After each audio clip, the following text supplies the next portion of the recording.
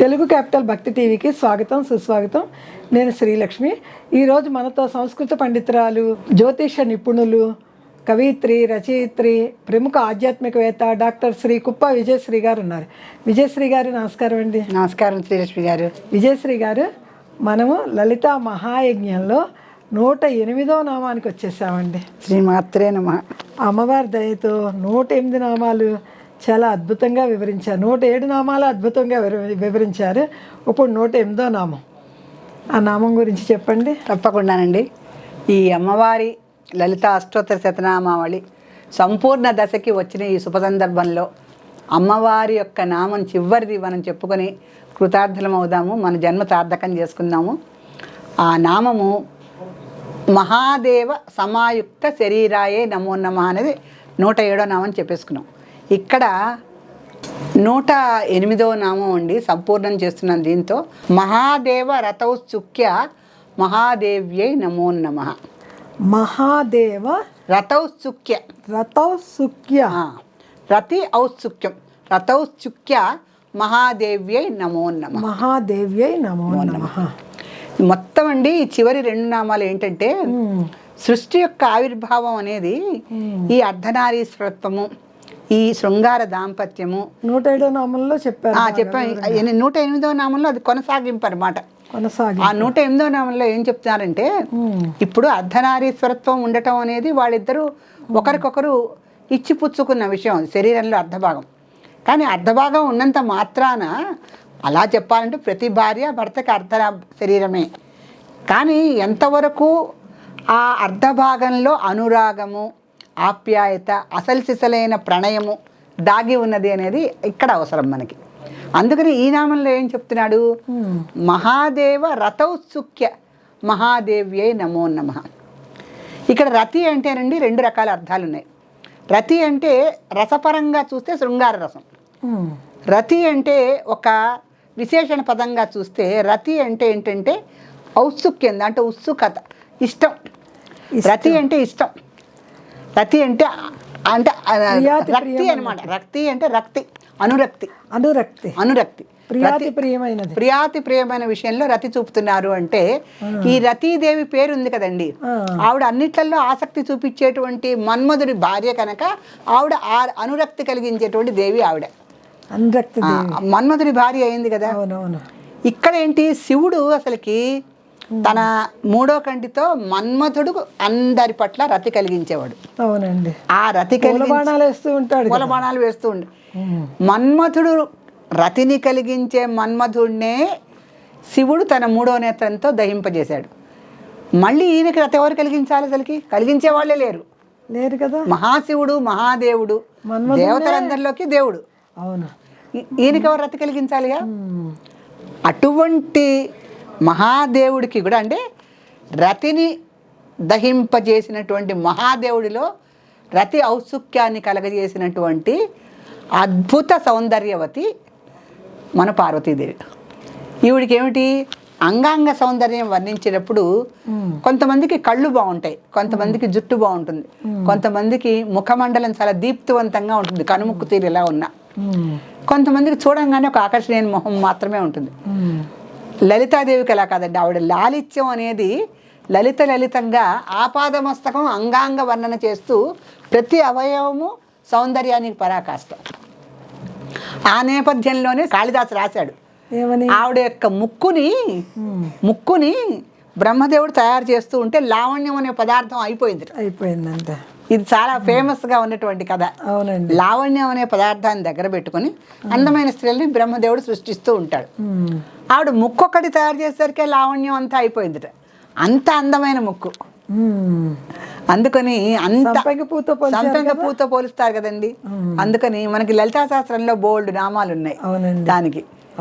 అటువంటి, అంటే ఆవిడ నాసాగ్రానికి ఉన్నటువంటి ఆభరణాలు కానీ ఆవిడ నాసాగ్రం ఎంత అందమైందో చెప్పడానికి చాలా నామాలు ఉన్నాయి. మన అష్టోత్తర శతనామావళిలో ముందు నామాలు అంతే కదండి. అవి కనులు, ముక్కు, చెవులు, అంతా ఆవిడ పాదాలు ఎంత, ఆవిడ నేత్రాలు ఎంత, కపోలాలు, అన్ని సమస్తము. అంటే ఆవిడ యొక్క సౌందర్యవర్ణన చేసేటప్పుడు ఈ ప్రతి అంగము అత్యద్భుతమైనటువంటి సౌందర్యంతో ఆవిడ అలా వెలిగిపోతూ ఉంది. అందుకని ఆవిడ ఏంటంటే లక్షాంశేన రతి సౌందర్యం అని ఒకటి ఉంది. 1000 రతి సౌందర్యాలు ఎలా ఉంటాయో అలా ఉంటుందట ఆవిడ. ఒక రతీదేవి సౌందర్యానికి అందరూ కూడా సమ్మోహితులైపోతారు. అటువంటి లక్షాంశేన కొన్ని లక్షల మంది రతీదేవులు ఉంటే ఎలా ఉంటారో అలా ఆవిడకి ప్రతి అవయవము జగదేక సుందరిత్వంతో అలా విరాజిల్లుతూ మొత్తానికి జగదేక సుందరిగా ఆవిడ అంగాంగ సౌందర్యంతో అలా వెలిగిపోతూ ఉన్నటువంటి అమ్మవారు రతిని ఏర్పాటు చేసేటువంటి మన్మథుడిని దహించి వేసినటువంటి శివుడికి ఔత్సుక్యం కలిగించింది. అబ్బా ఎంత అద్భుతం అండి. అసలు రతి అనే పదార్థాన్ని లేకుండానేమో శివుడు దహించేసాడు. అవునవును. అటువంటి వాడికి రతిని కలిగించింది అమ్మవారు. అంటే మన శంకరాచార్యులు వారు చెప్పినట్టు తత్ పాణిగ్రహణ పరిపాటి మిదం అని ఈవిడ చేయి పట్టుకోగానే ఆయనకి రతి ఔత్సుక్యం వచ్చేసింది. అంత మునుపు రతిని దహింపజేశాడు శివుడు. కానీ ఆమె చేయ స్పర్శ తగలగానే తత్ పాణిగ్రహణ పరిపాటి మిదం అని చెప్పాడు కనుక ఆ పాణిగ్రహణం చేసిన వెంటనే అది వచ్చేసేది. అందుకనే కామేశ జ్ఞాత సౌభాగ్య మార్దవోరు ద్వయాన్విత ఆ నామం లలితా శాస్త్రంలో అందరూ మామూలు సామాన్యార్థంగా చెప్పుకుంటారు. అంటే లలితాదేవి యొక్క ఊరువుల మార్దవత్వం కోమలత్వం కేవలం శివుడికే తెలుసు అని. నిజానికి అమ్మవారు ఎలా కనిపిస్తూ ఉంటుంది మనకి మన చిత్రపటాల్లో చూసినప్పుడు శివుడి ఇలా పడుకుని ఉంటే ఆ ఆవిడ ఒళ్ళో కూర్చొని ఉంటుంది అమ్మవారు, కిందంతా బ్రహ్మ విష్ణు మహేశ్వర్లు వాళ్ళు ఉంటారు. అలా ఉన్నప్పుడు శరీర మార్దవం అని తెలిసింది ఒక్క శివుడికి అని అన్నారు అంటే శివుడికి ఈ రతి సౌందర్యాన్ని ఔత్సుక్యాన్ని కలగ చేసినప్పుడు ఆవిడ శరీర సౌందర్యం మొత్తము దివ్య దర్శనం కలిగేది ఒక్క శివుడికి మాత్రమే. జగదేక సుందరైనటువంటి లలితాదేవి యొక్క సౌందర్యము అందులో లక్షాంశేన అని చెప్పారు. లక్షాంశేన రతి సౌందర్యం, 1,00,000 అంశాలతో కూడుకున్నటువంటి రతి సౌందర్యం ఉన్నటువంటి లలితాదేవి సౌందర్య దర్శనం చేయటము కేవలం శివుడికి మాత్రమే దర్శనం. మిగతా వారికి కళ్ళు కూడా అంటే మానవ నేత్రాలకు అది అసంభవము, దేవతలకు కూడా ఆవిడ సౌందర్యం చుట్టం అసంభవం. ఎందుకంటే అప్సరసలు కూడా ఒక్కసారి శివుడు ఏకాంతంలో ఉన్నప్పుడు మనం దొంగతనంగా వెళ్ళి అమ్మవారిని చూసొద్దామా అనుకుంటారట. ఆవిడ సౌందర్యం చూడటానికి దేవతల నేత్రాల యొక్క సామర్థ్యం కూడా సరిపోదు. అత్యద్భుతమైన సౌందర్యవతి ఆవిడ. అంత అత్యద్భుతమైన సౌందర్య రాశి శివుడిలో రతి కలిగించడంలో ఆశ్చర్యం ఏముంది అసలు నిజానికి? అంతే కదా. కాకపోతే మన కథల ప్రకారం రతిని ఇతను అంటే ఆ రతీదేవి భర్త అయినటువంటి మన్మథుడిని రతిని అందరిలో ఏర్పరిచేటువంటి మన్మథుడిని ఇతను దహనం చేశాడు కనుక 3వ నేత్రంతో. అటువంటి అతను ఏదో కొంచెం నిర్వికారంగా సన్యాసిలా ఉంటాడని అనుకుంటాం మనం, ఎందుకంటే ఇతని రతి పట్ల ఆసక్తి లేదు అని. కానీ కామేశ్వర ప్రాణనాడి మనకు ఒక నామం ఉంది. అవునండి, అమ్మవారి కామేశ్వర ప్రాణనాడి. మరి ఈయనకు ఆవిడ ఎందుకంత ఇష్టమైంది? ఆయన ప్రాణనాడే ఆవిడ. మరి అటువంటి స్త్రీ ఒక్కసారి ఆయన పాణిగ్రహణం చేసినప్పుడు రథౌత్సుక్యం కాక ఏముంటుంది అక్కడ? అద్భుతమైనటువంటి ఆ రథౌత్సుక్యాన్ని లలితాదేవి తన జగదేక సౌందర్యత్వంతో ఆయనలో ఎప్పుడైతే రతీభావాన్ని ప్రవేశపెట్టిందో మన సృష్టికంతా కూడా ఒక ఆవిర్భావం ఏర్పడింది. అయితే సృష్టి ఎక్కడుంది? సృష్టి ఉండదు కదా. ముందు అసలుకి కుమారస్వామి మన సుబ్రహ్మణ్యేశ్వర స్వామి జననమే మనకు ప్రధానం. అక్కడ ఎటువంటి రథౌత్సుక్యం ఆవిడ చేసినప్పుడు కుమారస్వామి జననం జరిగితే ఇతని తేజస్సును ఎవరు తట్టుకుంటారని దేవతలందరూ భయపడిపోయి వీళ్ళ రథోత్సుక్యాన్ని భంగపరిచిన వాళ్ళు కదా మన పురాణ కథల ప్రకారం. అయినప్పటికీ కూడా రథోత్సుక్యాన్ని ఈవిడ చేయగలిగింది.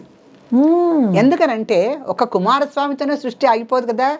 వాళ్ళు దేవతలు, వాళ్ళు రెల్లు పొదల్లో అన్నా ఉద్భవించవచ్చు, లేకపోతే మానసపుత్రులుగా గణపతిలాగా అన్నా జన్మించవచ్చు. కానీ మనబోటి పంచభూతాలతో ఉండే మానవులకు దిక్కేది మరి ఒక స్త్రీ పురుషుల యొక్క రతి ఉంటేనే కదా సృష్టి అనేది ఉండేది.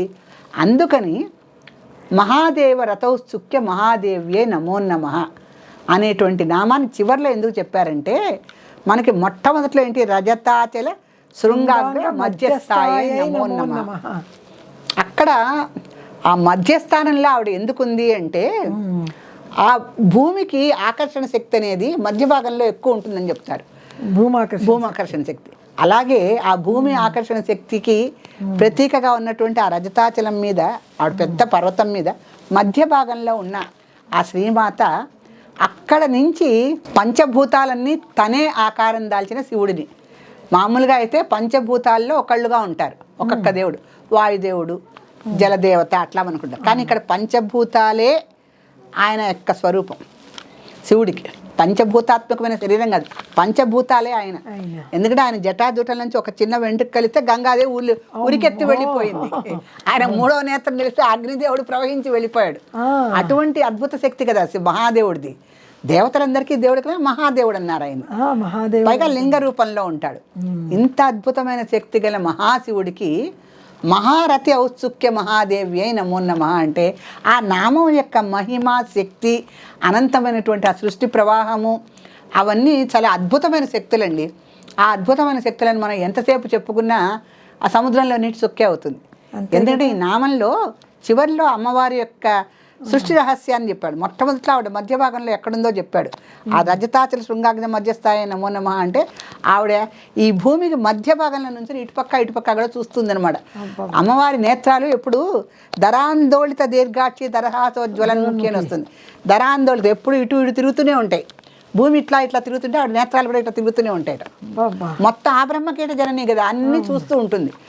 అటువంటి అమ్మవారు ఇంత అంటే ఏంటి, చాంచల్యం నేత్రాలకు పెట్టుకొని మనసులో ఇంత రతి ఉదాసీనత పెట్టుకొని, అంటే రతి ఔదార్యంగా కూడా ఉండాలి. ఎందుకంటే పరమశివుడికి రతి కలిగించడానికి ఒక ఔదార్యం ఎందుకు పెట్టుకుందంటే ఆయనకి కనుక రతి ఔత్సుక్యం కలిగించకపోతే సృష్టి మొత్తం కూడా ఆగిపోతుంది. కనుక ఈ రతిని కలిగించే మన్మథుడిని ముందు బతికించి పెట్టుకుంది. మన వాళ్ళు చూడండి, ఒక విషయాన్ని పూర్తి చేయాలంటే ముందు దానికి కావాల్సిన సామాగ్రి అంతా రెడీగా పెట్టుకుంటారు. అవును కదండి. మనం పూజ చేయాలనుకున్నాము, పళ్ళు, పువ్వులు, అగరవత్తులు, దీపారాధన అన్ని పెట్టుకున్నట్టుగా అమ్మవారు ముందు మన్మథుడిని బతికించి పెట్టుకుంది. చేసుకోవాలని అన్ని అక్కడ సిద్ధం చేసుకుంటాం కదా నేను. అలాగే ఈ సృష్టి కార్యక్రమానికి ఆవిడ ఏం చేసింది, ఈ మన్మథుడిని ఈయన దహించి వేసేసరికి ఆవిడకి ఏం చేయాలో తెలియలేదు. ఇంకా పెళ్లి కూడా కాలేదు అప్పటికి. ముందు మన్మథుడిని దహించేశాడు. తనేమో జగన్మాత, ఈ సృష్టిని ఎట్లా నడుపుతుంది మరి? అందుకని ముందు మన్మథుడిని బతికించి పెట్టుకుంది.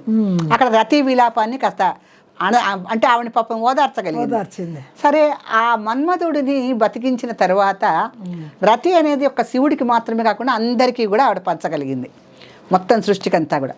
కానీ ఇతను ఒప్పుకుంటాడో లేదో, ఈ శివుడు మరి దహించి వేశాడు కదా అని ఏం చేసింది, ఒక్కసారి పాణిగ్రహణం చేసి చూసింది అంతే. అది కొన్ని లక్షాంశన సహస్రగతి సౌందర్యంతో కొన్ని కోట్ల విద్యుల్లతల్లాగా ఆయనకి ఆ ఆకర్షణ, ఆ రతి ఔత్సుక్యము అన్నీ కలగజేసింది అమ్మవారు. కలగజేయటంతో ఆవిడ జగదీక మాత అయింది, ఆయన జగదీశుడు అయ్యాడు. అందుకని చూడండి, కళ్యాణంలో చిటికిన వేలు పట్టుకోమంటారు. ఆ రకంగా వాళ్ళు ఇద్దరు కూడా జగతః పితరౌ వందే పార్వతీ పరమేశ్వరం. ఈ నామంతో మనం లలిత అష్టోత్తర శతనామావళి సంపూర్ణం చేసుకున్నామండి. మరొకసారి నేను ఆ లలితాదేవి గురించి మీరు ఇంత అవకాశం ఇచ్చి వివరంగా చెప్పే సమయము అవకాశము నాకు ఇచ్చినందుకు ఇక్కడ తెలుగు క్యాపిటల్ భక్తి టీవీ యాజమాన్యానికి మేనేజింగ్ డైరెక్టర్ శ్రీమతి శ్రీలక్ష్మి గారికి మరోసారి కృతజ్ఞతలు చెప్తూ ఇవాల్టితో ఈ చివరి నామాన్ని సంపూర్ణం చేసుకున్నాను. తథాస్తు. శ్రీమాత్రే నమః. విజయశ్రీ గారు, ఋషులు మనకు అందించిన నామాలు అష్టోత్తర శతనామాలు, ఆ నామాలు కొంత కఠినంగానే ఉంటూ ఉంటాయి. అంటే మాకు సంస్కృతంలో అంత తెలియకపోవటం వల్ల పద విభజన తెలియక కొంచెం కఠినంగా అనిపిస్తూ ఉంటుంది. మీ బోటి వాళ్ళు చదివిస్తాం వల్ల అవన్నీ మాకు చాలా సునాసాయంగా బాగా చాలా అంటే మీకు సులభంగా వచ్చేసింది, అవకాశం వచ్చింది మనకి చెప్పుకునేందుకు. సంస్కృతంలో ఆ నామం చదివినా ఆ నామం వరకే చదువుతాం. అలాంటి ఋషులు రాసిన నామాలకి మీరు తెలుగులో ఇంత చక్కటి వివరణ భాష్యము చెప్తాం వల్ల అవి మా మనసుకు హత్తుకుపోతాయండి. మేము చదివినప్పుడల్లా ఆ భావం కళ్ళకు కట్టినట్టు ఉంటుంది. మళ్ళీ మన ప్రేక్షకులందరికీ ఒక చిన్న విన్నపం, ప్రతిరోజు శ్రీ లలిత అష్టోత్తర నామావళి చదువుతాం వల్ల మన జీవితాలని మనమే చాలా అద్భుతంగా మలుచుకోవచ్చని బ్రహ్మశ్రీ చాగంటి కోటేశ్వరరావు గారు, నండూరి శ్రీనివాస్ గారు వీళ్ళందరూ చెప్పగా వినగా నేను ప్రతినిత్యము పారాయణ చేయటం వల్ల నేను సామాన్య గృహిణిని లలితా సహస్రనామాలది 10 మందికి నేర్పించి చేసి నేను మా కాలనీలో కొంచెం ఒక పెద్ద స్థానంలో ఉన్నాను. పెద్ద ముత్తైదువు అని అందరూ ఆహ్వానిస్తామో చేస్తున్నారు. కానీ ఆ లలితాదేవి నన్ను ఒక హోస్ట్గా ఈ సీట్లో కూర్చోబెట్టి ఒక సంస్కృత పండితురాలని, దేవి ఉపాసకుల్ని గెస్ట్లుగా తీసుకొచ్చి ఇంత అద్భుతమైన విషయాలు చెప్పిస్తుంది అంటే ఆ అమ్మవారి మహత్యం ఎంత గొప్పది అన్నది నా మనసుకి చాలా అర్థమవుతూ ఉంది. అంటే నేను లలిత అష్టోత్తర శతనామావళి చదువుతాం వల్లే నేను ఈ స్థానంలో కూర్చోగలిగాను అని నా మనసుకి నాకే తెలుస్తుంది. ఇది చాలా నా విషయంలో నాకు జరిగిన అద్భుతం. మీరు కూడా రోజు లలిత అష్టోత్తర శతనామావళి నామావళికి అర్థము అమ్మ చెప్పారు. అవన్నీ విని లలిత అష్టోత్తర శతనామావళి రోజు నిత్యం పారాయణ చేసుకుంటాం వల్ల మన జీవితాలని మనమే కొత్త రూపులు దాల్చుకోవచ్చు. శ్రీమాత్రే నమః. శ్రీమాత్రే నమః. सर्वपापं हरे देवी महालक्ष्मी नमोऽस्तुते.